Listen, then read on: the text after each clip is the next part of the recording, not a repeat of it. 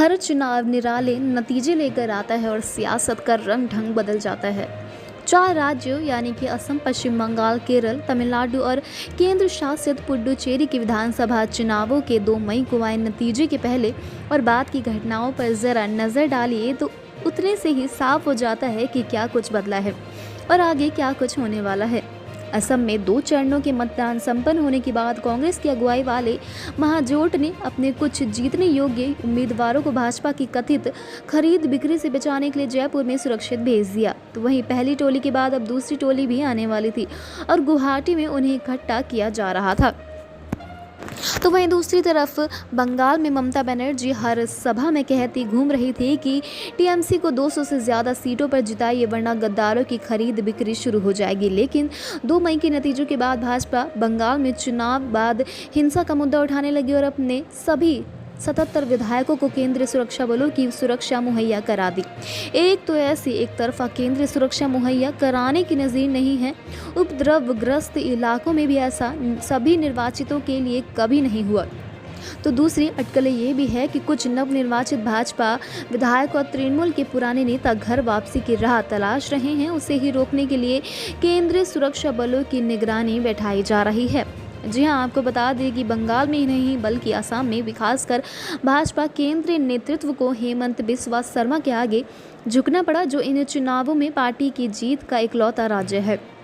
वहाँ मुख्यमंत्री पद को लेकर चली रस्साकशी का अंदाज़ा इससे लगाया जा सकता है कि नेता का नाम दिल्ली में तय होने में 7 दिन लग गए, जबकि चुनाव वाले सभी राज्यों में मुख्यमंत्रियों ने शपथ ले ली थी। तो दिल्ली में पूर्व मुख्यमंत्री सर्बानंद सोनोवाल और हेमंत बिस्वा शर्मा दोनों पहुंचे।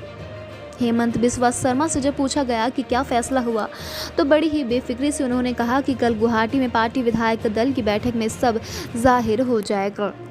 जी हाँ, ये बात तो जग जाहिर है कि भाजपा नेतृत्व ममता को कमज़ोर करने की कोशिश में बुरी तरह से नाकाम हुआ और इसी नाकामी को छुपाने के लिए चुनाव नतीजों के बाद हुई हिंसा को ज़्यादा तूल दिया गया। दरअसल इन चुनावों में भाजपा का निशाना देश में विपक्ष की बची रह गई सबसे मजबूत आवाज़ ममता बनर्जी को औकात दिखाने की थी। उसे पिछले लोकसभा चुनावों में अचानक से 2 से 18 सीटें और 40% वोट हासिल होने से ये हौसला मिल गया था कि ममता बनर्जी भी कमज़ोर कर दी गई तो देश में कोई भी अगले लोकसभा चुनावों में केंद्र में चुनौती देने वाला नहीं होगा। तो वहीं बात करें केरल की, तो वहाँ पर भी भाजपा को पिछले विधानसभा चुनावों में 1 सीट मिल गई थी, तो पार्टी केंद्रीय नेतृत्व को वहां भी संभावना दिखी।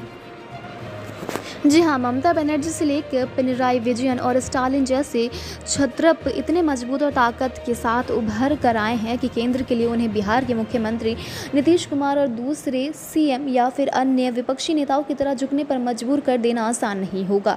एक वजह यह भी है कि उनकी प्रतिबद्धता ठोस है और लंबे समय से परखी हुई है। शायद उनके उभार से ही दिल्ली के सीएम अरविंद केजरीवाल को भी ताकत मिली, जो पिछले विधानसभा चुनाव के बाद कुछ शांत है और केंद्र उन पर लगातार दबाव बनाए हुए हैं। केंद्र ने कानून में संशोधन के जरिए दिल्ली सरकार के हाथ से सभी निर्णय क्षमता वापस लेकर उपराज्यपाल को असली प्रशासक घोषित कर दिया है। इसके अलावा लगातार केंद्र के वार से घिरे महाराष्ट्र की शिवसेना, रासपा, कांग्रेस गठजोड़ और मुख्यमंत्री उद्धव ठाकरे को भी मजबूती मिल सकती है। उड़ीसा के मुख्यमंत्री नवीन पटनायक के तेवर से भी कुछ साफ हो सकते हैं। यही नहीं, इससे तेलंगाना के चंद्रशेखर राव को भी भाजपा के खिलाफ खुलकर खड़े होने की ताकत मिल सकती है। इस वीडियो में बस इतना है। इस मुद्दे पर आपकी क्या राय है, हमें कमेंट के जरिए ज़रूर बताएं।